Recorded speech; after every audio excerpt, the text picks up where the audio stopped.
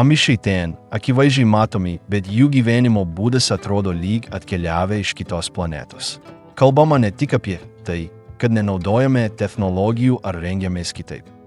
Keista yra daug plačiau, kas jiems yra įprasta, bet kam sunku patikėti.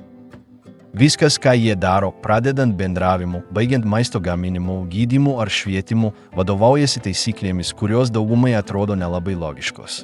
Visa tai yra, bet niekas to iki galo nesupranta.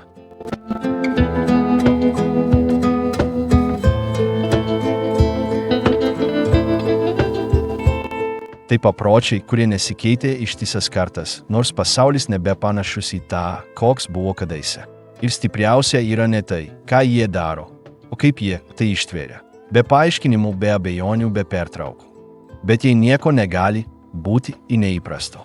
Kas yra tie dalykai, kuriuos žmonės daro kiekvieną dieną ir kuriuos mūsų laikais taip sunku suprasti? Sveiki atvykę į Mundarę. Šiandien aš jums parodysiu. Pradėkime.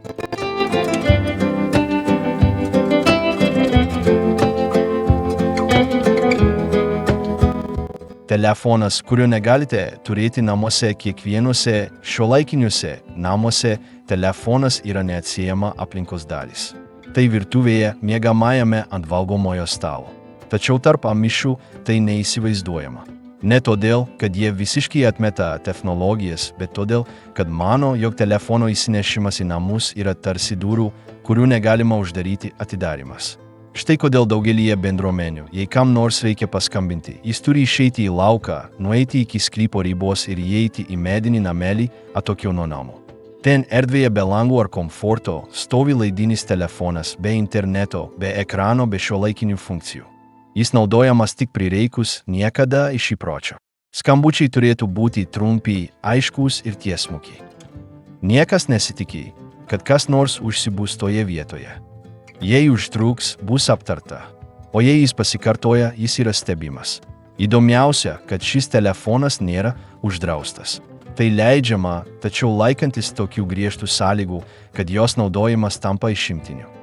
Tai būdas palaikyti ryšį su išoriniu pasauliu, neleidžiant tam kontaktui įsiveržti į buitinį gyvenimą. Fizinis atstumas tarp įrenginio ir namo nėra atsitiktinis. Tai simbolinė riba.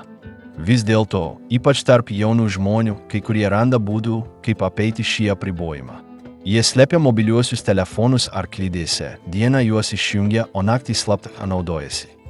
Tačiau visi žino, kad jei jie bus atskleisti, pasekmės nebus lengvos. Tai ne tik kaltė, tai ženklas, kad kažkas jų viduje jau pasuko į kitą pasaulį.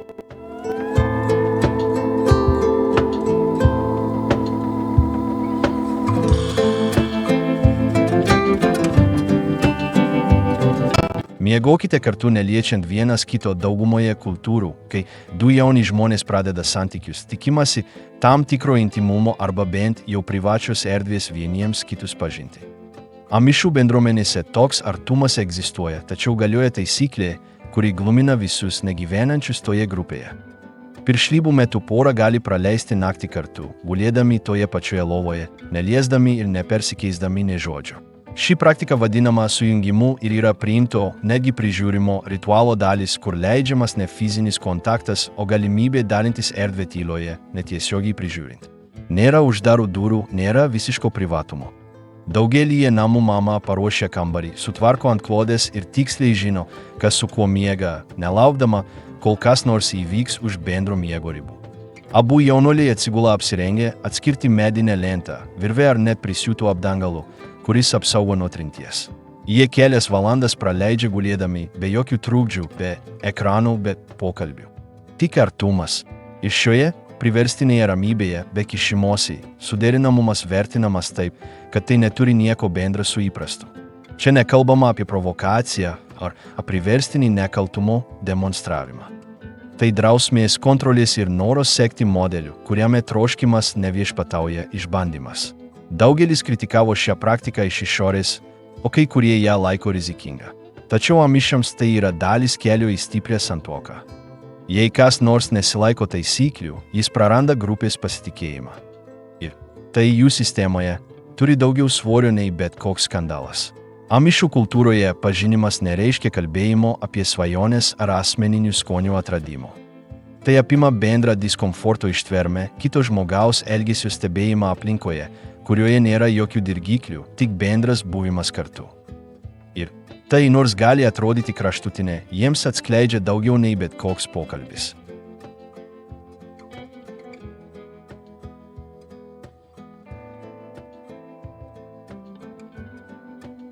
Mokykla, kuri moko nepalikti grupės amišų pasaulyje, mokykla nėra pasiruošimas susidurti su išoriniu pasauliu, o priemonė užtikrinti, kad jauni žmonės liktų toje pačioje aplinkoje, kurioje užaugo. Todėl skirtingai nei kitose sistemose, tikslas yra ne atverti galimybės, o susiaurinti kelius. Vaikai mokosi tik iki 14 metų, tai, ko jie mokosi, kruopščiai parenkama, kad nekiltų netinkamų klausimų. Pamokos vyksta mažose pastatuose be interneto ryšio, kompiuterių, laboratorijų ir šiuolaikinių mokslo vadovėlių. Yra lenta, mediniai suolai, bendruomenės paskirtas mokytojas ir ribotas dalykų rinkinys – skaitymas, rašymas, pagrindinė matematika ir tikyba. Nedėstoma pasaulio istorija, neaptariamos filosofinės idėjos, nediskutuojama evoliucija ar politiniai konfliktai. Vengiama bet ko, kas galėtų susieti mokinį su išorinė mintimi. Mokytojas, beveik visada bendruomenės narys, neturi aukštojo išsilavinimo. Jų vaidmuo yra ne perduoti akademinės žinias, o sustiprinti grupės vertybės. Jis gerbiamas už elgesį, o ne už dresūrą. Ir jų pagrindinė pareiga yra ne mokyti, o užtikrinti, kad mokiniai įsisavintų tik tiek, kad galėtų funkcionuoti savo aplinkoje. Vaikai greitai supranta, kad ugdymas skirtas ne tyrinėti, o paklusti. Juokingiausia, kad niekas nesiskundžia. Nei mokiniai, nei tėvai, nei mokytojai. Visi žino, kad apribojimai yra dalis to, kas juos vienija. Nes be knygų ir pratimų, ši mokykla moko, kad grupė yra aukščiau individo ir kad gyvenimas už šios struktūros ribų nevertas tyrinėjimo.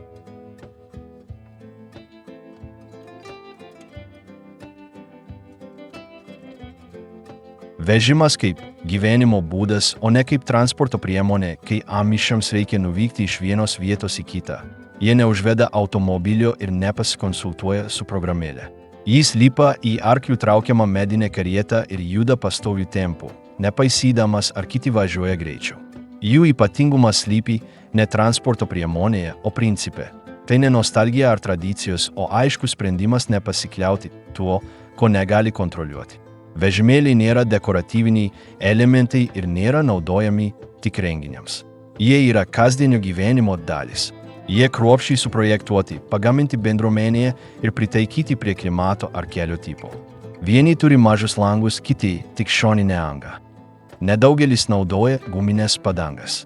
Dauguma išlaiko paprastus ratus, kurie remontuojami paprastais įrankiais ir kuriems nereikia pirktinių dalių. Arklys nėra aksesuaras.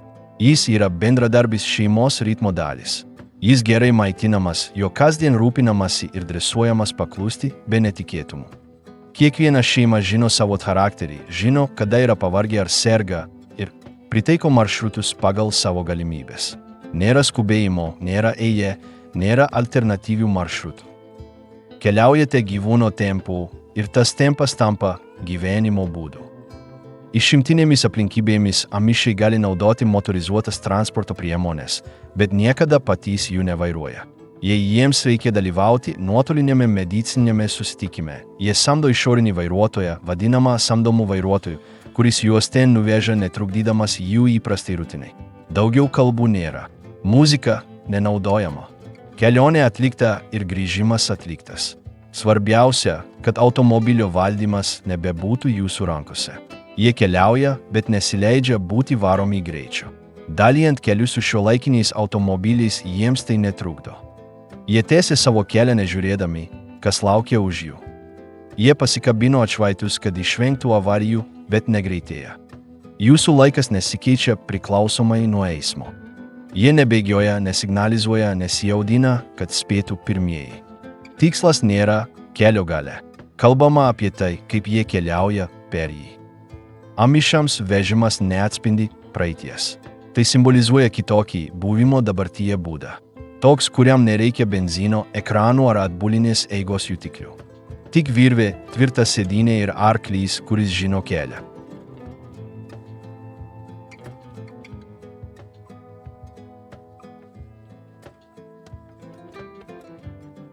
Dirba nuo 3 metų, niekam to neabejojant, daugumoje vietų 3 metų vaikas tik pradeda tyrinėti pasaulį. Žaisk, piešt, klaust. Amišų tarpe, tokiame amžiuje jums jau gali būti paskirta užduotis. Tai nėra griežtai primesta prievolė, o natūrali integracija į namo funkcionavimą. Vaikystė nėra atskiras etapas.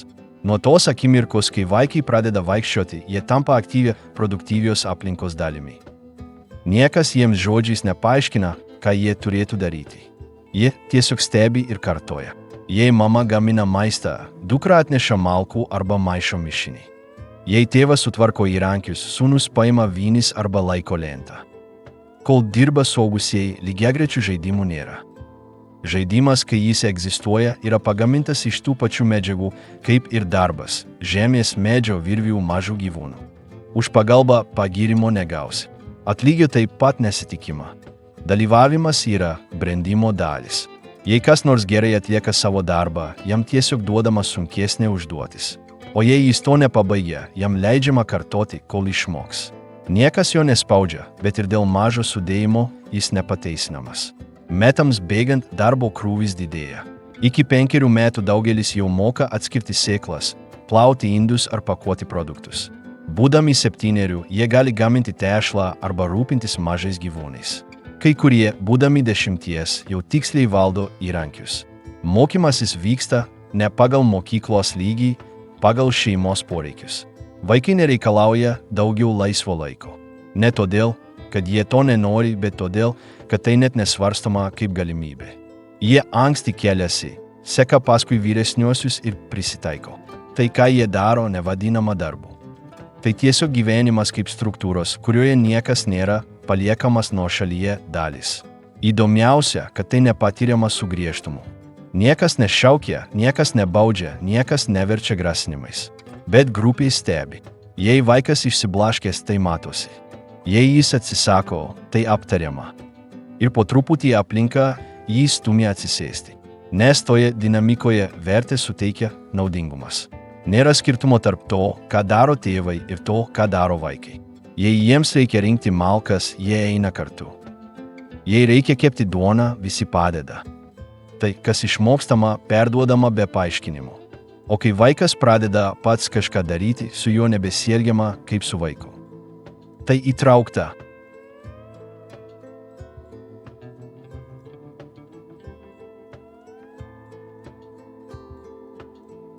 Aprangos būdas, kuris ištrina tapatybę, jei kas nors pirmą kartą ateina į amišų susibūrimą, pirmiausia pastebi, kad visi atrodo apsirengę vienodai. Nėra ryškių spalvų matomų prekės ženklų aksesuarų. Moterys dėvi kepures, prijuostės ir ilgas be puošmenų suknelės. Vyrai dėvi uždarus marškinius, kelnes su petnešomis ir tamsias skrybėlės. Viskas sukurta taip, kad liktų nepastebėta. Tačiau už tos vienodos išvaizdos slypi daug daugiau nei paprastas aprangos kodas. Yra logika, kuri drabužius paverčia kontrolės palaikymo įrankiu. Taip rengtis ne šiaip savo paprotys. Tai būdas panaikinti individualumą. Jei visi atrodo vienodai, niekas neišsiskiria. O jei niekas neišsiskiria, nelieka vietos asmeniniam pasididžiavimui. Drabužiai nėra perkami įprastose parduotuvėse. Jie siuvami namuose, pagal jau žinomus raštus. Nereikia bandyti naujų stilių, nemėgdžioti to, kas madinga. Mergaitės anksti išmoksta kirpti, jungti ir taisyti. Mamos prižiūri. O kai kam nors prireikia drabužio, jis verčiasi tuo, ką turi. Jei dalis pažeista, ji nėra išmesta. Jis suremontuotas. Mygtukų naudojimas yra ribotas. Kai kuriuose bendruomenėse juos pakeičia kabliukai, nes sagos kadaise buvo laikomos kariniais ar dekoratyviniais simboliais. Tas pats nutinka ir su spalvomis. Pasirenkami nepermatomi tonai – pilka, tamsiai mėlyna, ruda. Draudžiama derinti raudoną, geltoną ir ryškias spalvas. Drabužiai neturėtų traukti dėmesio net ypatingomis dienomis. Nėra jokių papuošalų, nėra makiažo, nėra kvepalų. Vengiama visko, kas nebūtina. Draudžiama viskas, kas gali sukelti tuštybę. Ir viskas, ko negalima išlaikyti šių ribų, yra atmetama. Taisyklės nėra parašytos, bet jas žino visi. Jei kas nors pasitraukia, grupė greitai reaguoja. Kartais žvilgsniais, kartais su atstumu. Rezultatas – aplinka, kurioje niekas negali savo išvaizdą išreikšti skirtumo. Drabužiai neatspindi skonio. Tai simbolizuoja paklusnumą. Ir jei tai išlaikoma, bendruomenė išlieka vieninga. Bet jei kas nors pradeda išsiskirti, net ir nežymiai, pusiausvyra pažeidžiama. Todėl rengtis čia nėra sprendimas. Tai atspindys vietos, kurioje žmogus yra.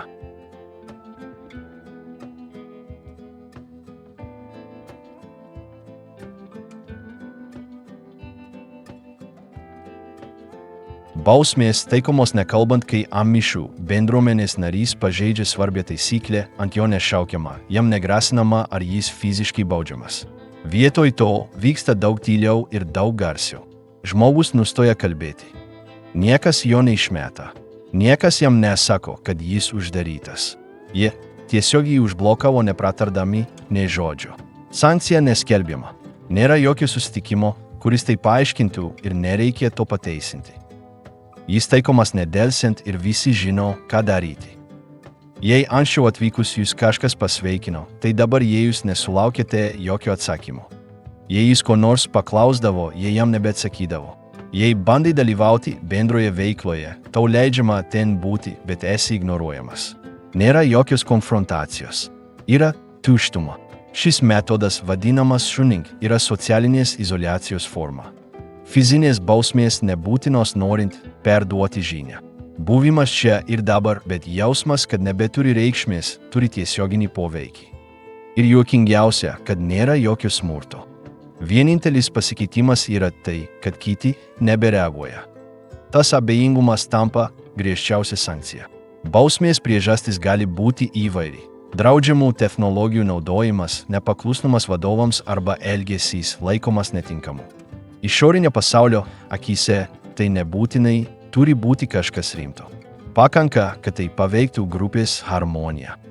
O kai pritaikoma, niekas nebesikiša. Tyla palaikoma tol, kol asmuo pripažįsta savo kaltę.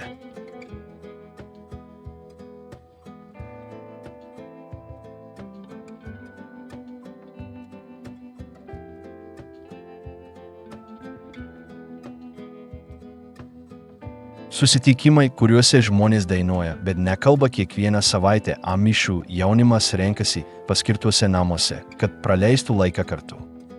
Nėra šiuolaikinės muzikos, nėra šokių, nėra žaidimų. Jie gieda senas giesmės grupėje, be instrumentų ir be šiuolaikinių harmonijų.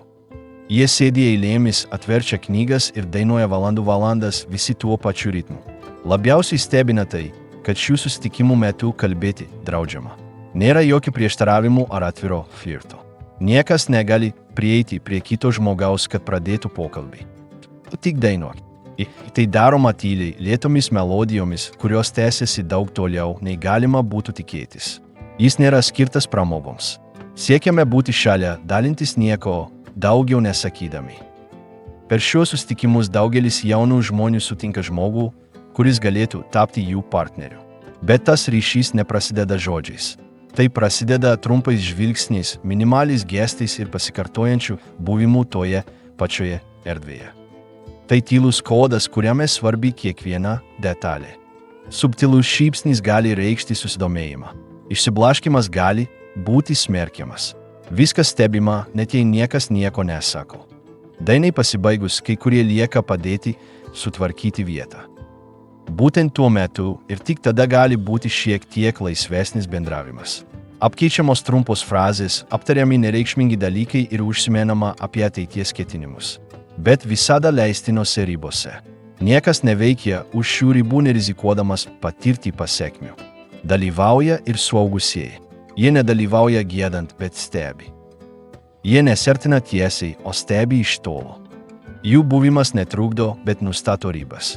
Ir visi žino, kad jie ten yra tam, kad užtikrintų, jog taisyklės nebūtų pažeistos. Šie susitikimai nėra privalomi, tačiau jų praleidimas gali sukelti klausimų. Kita vertus, dalyvavimas rodo norą integruotis. Tai nėra atsitiktinis įvykis. Tai pagrindinė erdvė, kurioje matuojama branda, elgesys ir noras būti bendruomenės ateities dalimi. Dainavimas nekalbant gali atrodyti keistas. Tačiau šioje aplinkoje tyla nėra nebuvimas. Tai yra žinutės dalis. Čia, prieš kam nors pratariant bent žodį, jau daug kas pasakyta.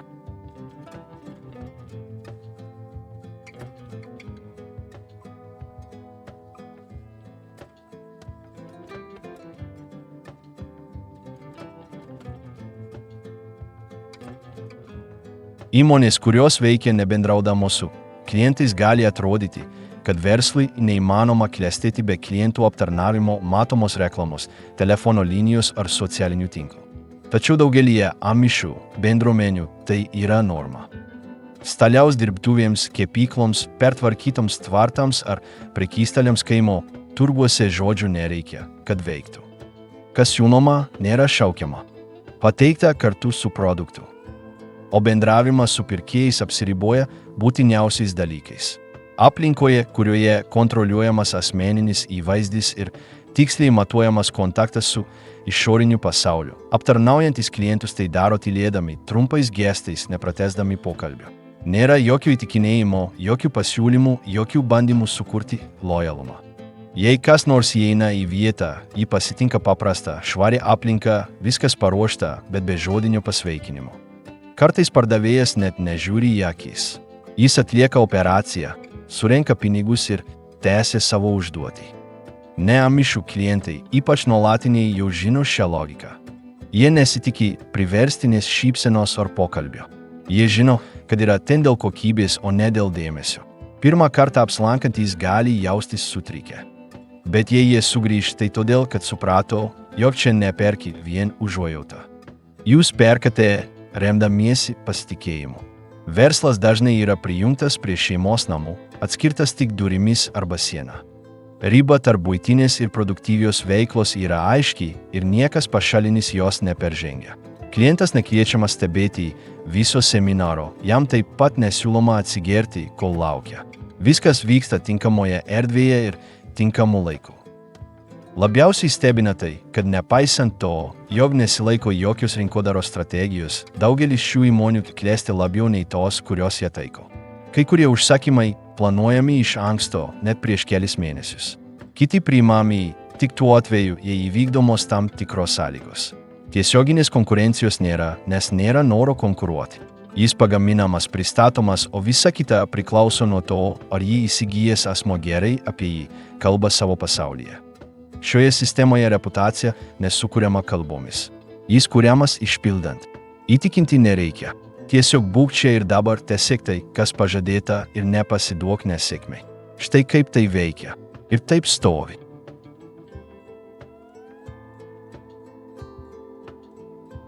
Religija be šventyklų, be pastorių ir be studijų. Dauguma organizuotų religijų turi šventyklas, apmokytus vadovus, paruoštas kalbas ir nustatytus tvarkaraščius. Amišams nieko iš to nereikia. Nėra bažnyčių kaip centrinių pastatų. Ceremonijos vyksta šeimos namuose, kurie yra pritaikyti pamaldų dienai. Nėra jokių paminkštintų kėdžių, jokių dekoracijų. Sustatomi mediniai suolai, išdalinamos senos knygos, o erdvė užimta taip, lyg tai būtų bet kuri kita gyvenimo akimirka. Susirinkimą vedantis asmo nėra profesionalus pastorius. Jis nestudijavo teologijos ir nebuvo pasiruošęs pamokslauti. Jis buvo išrinktas loterijos būdu iš grupės vyrų, procesas, kuris labiau priklauso nuo atsitiktinumo ir kolektyvinės valios nei nuo žinių. Paskirtas, jis prisima pareigas visam gyvenimui. Ir jis tai daro be atlygio, nesiekdamas pripažinimo, nekeisdamas savo įprasto darbo. Jei jis anksčiau buvo ūkininkas, tai jis tebėra ūkininkas. Jei jis buvo stalius, tai irgi jį. Pamaldų metu nėra instrumentinės muzikos. Tik a capella dainavimas, lėtas pasikartojantis senovinė kalba, kurios jaunimas dažnai iki galo nesupranta. Bet jie vis tiek dainuoja, nes girdėjo tai amžinybę. Tikslas yra ne pažodinis supratimas, o ritualinis kartojimas. Šventas dalykas nėra paaiškintas. Tai išgyvenama. Biblijos ištraukos skaitomos tyliai, be dramatizavimo. Emocijos nėra skatinamos. Tikimasi dėmesio, pagarbos ir, svarbiausia, ramybės. Tikslas ne pajudėti, o sustiprinti mintį, kad visi yra ten dėl tos pačios priežasties. Pamokslininkas neteikia asmeninės interpretacijos. Tiesiog pakomentuokite tai, ką perskaitėte. Jis tai daro nepakeldamas balso. Ir baigėsi be plojimų. Nėra raginimų veikti. Atsivertimo nesiekiama, taip pat nežadamas greitas išgelbėjimas. Svarbiausia yra grupės tęstinumas. Tegul visi dalyvauja, tegul niekas neišeina. Tegul ta pati žinia skamba vėl ir vėl, be pakeitimų. Jei kas nors turi teologinių abejonių, jis jų viešai nekelia. Religija nėra diskusija. Tai ne klausimas, tai yra priėmimas. O jei kas nors nesuprantama, apie tai nediskutuojama. Manoma, kad ateis laikas, kai tai įgaus prasme. Ceremonija baigėsi be ryškaus uždarimo. Šeimos pasilieka pietauti arba grįžta namo. Oficialaus atsisveikinimo nėra. Savaitė pranešimai neplatinami. Knyga padėta į šalį. Suolai kyla ir diena tęsiasi. Lyg nieko nebūtų nutikę. Bet visi žino, kad tai įvyko. Nes svarbiausias dalykas čia nepasakytas.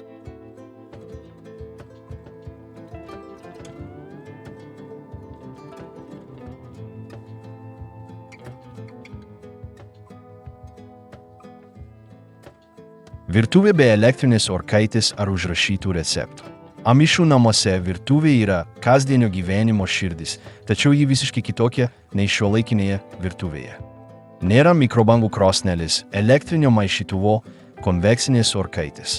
Dauguma maisto produktų ruošiami paprastais įrankiais, ant malkomis kūrenamų krosnių ir pagal niekur neužrašytus receptus.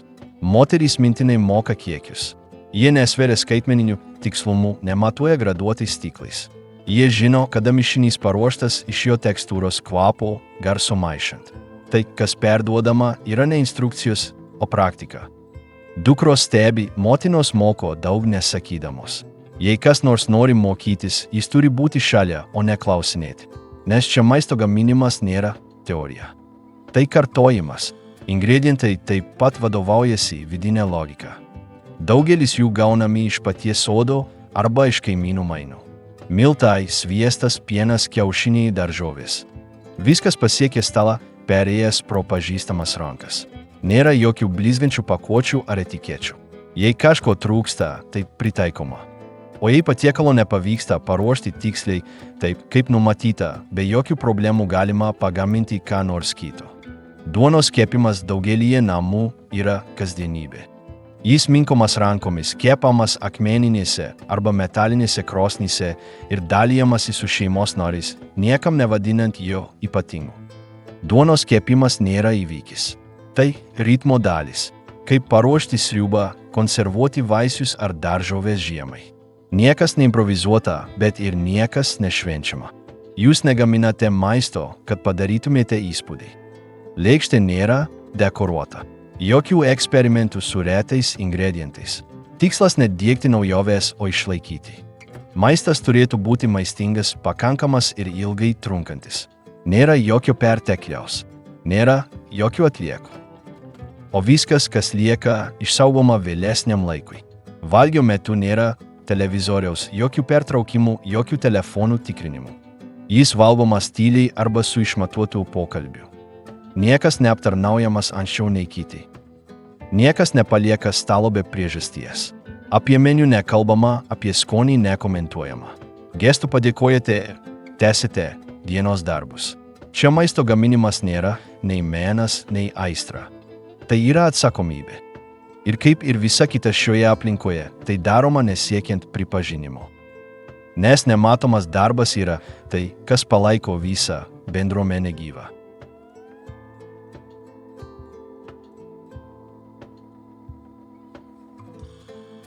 Technologija, kuri priimama tik tada, kai prie jos niekas neliečia, nors iš šalies gali atrodyti, kad amišiai gyvena kitame amžiuje.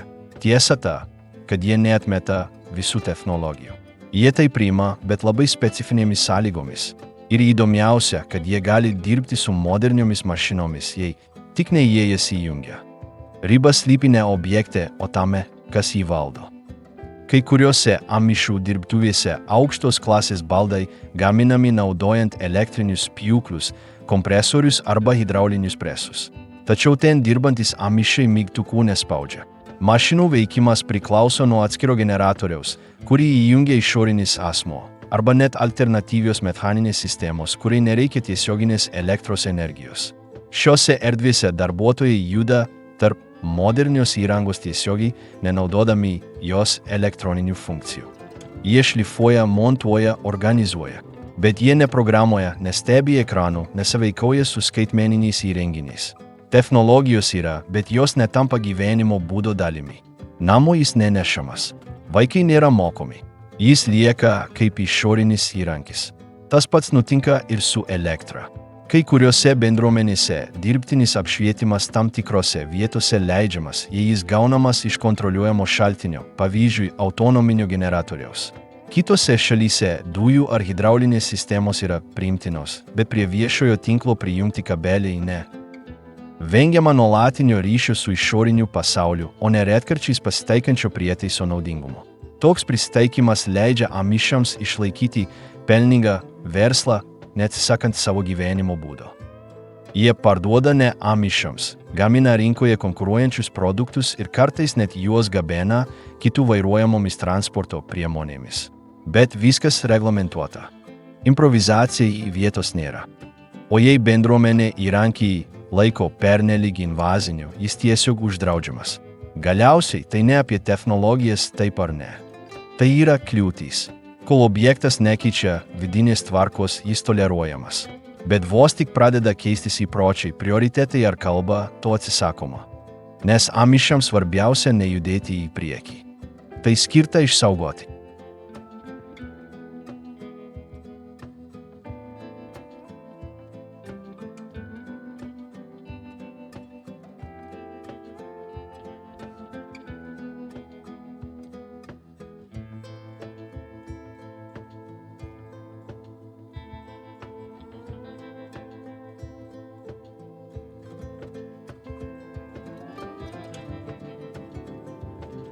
Tyla taip pat ištaiso kasdienime amišų gyvenime, kalbėjimas ne visada yra pagrindinė problemai spręsti skirta priemonė. Iš tiesų, daugeliu atveju tyla atlieka galingesnę funkciją. Kalbama ne tik apie bausmę, apie kurią kalbėjome anksčiau, kai taisyklė pažeidusi asmenį nekreipiama dėmesio. Čia tyla taip pat naudojama tarp šeimos narių valgio metu, darbe ar susitikimuose. Tyla nėra tuščia. Tai ženklas. Kai vaikas nepaklūsta, jis ne visada baramas žodžiais. Dažnai užtenka žvilgsnio.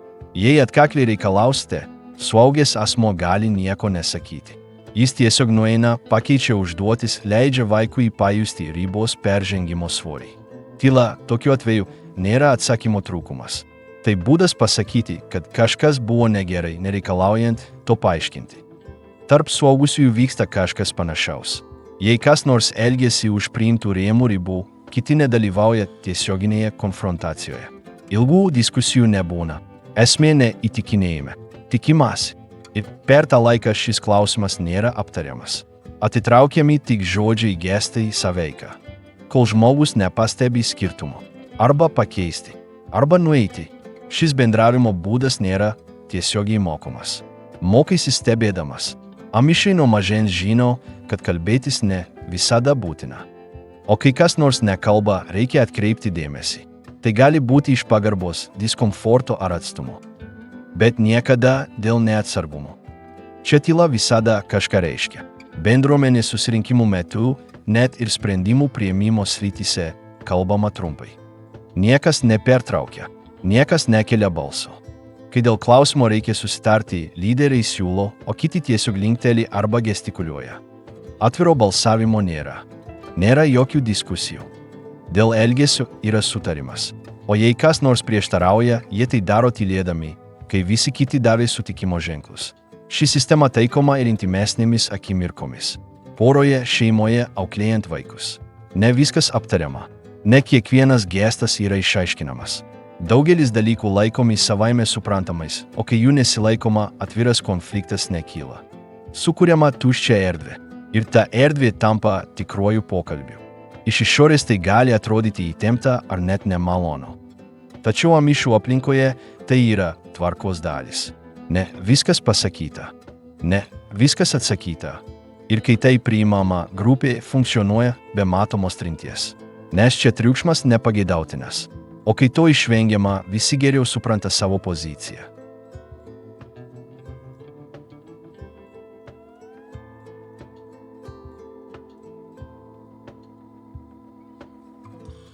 Tuoktis be vakarėlio, be kelionės ir be nuotraukų daugelyje kultūrų vestuvės yra vienas ryškiausių gyvenimo įvykių.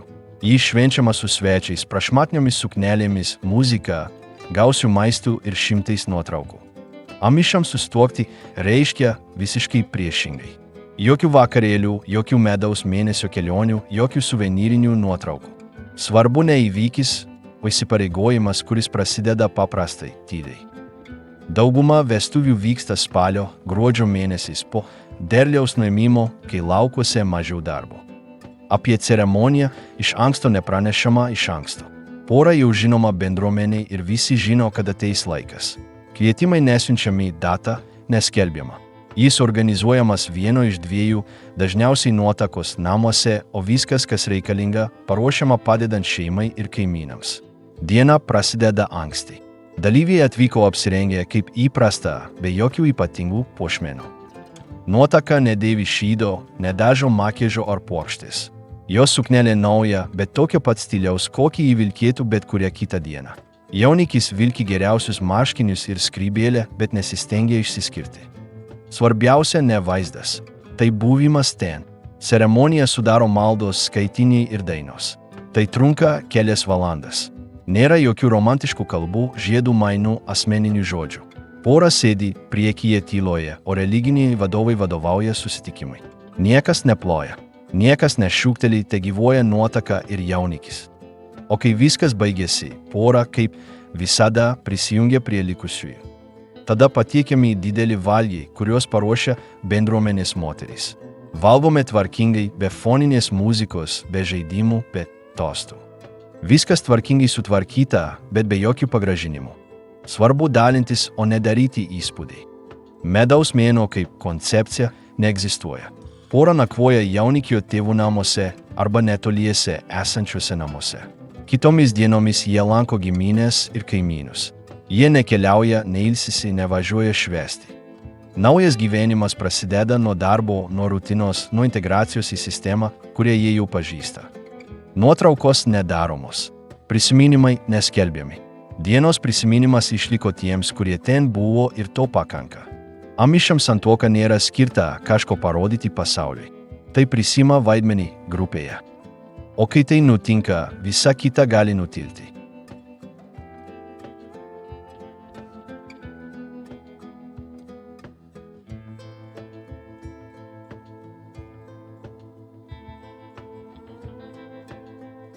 Niekada neplokite, net per šventės daugelyje kultūrų ploti yra automatiškai.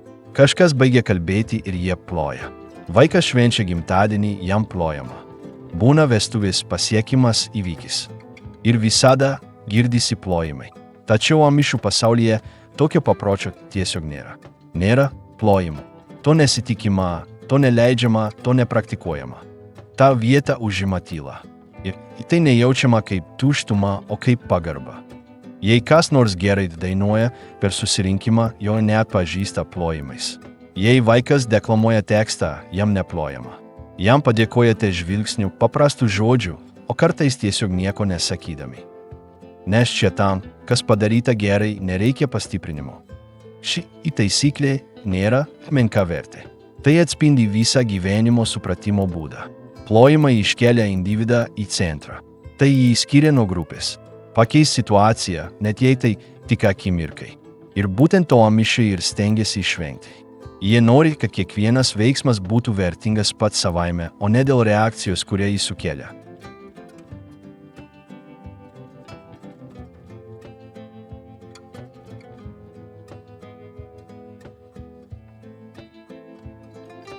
Daryti tą patį kiekvieną dieną niekada nepavargstant vienas keisčiausių amišų gyvenimo aspektų yra tai, kad tai ne kažkas matoma, ne objektas, ne ceremonija.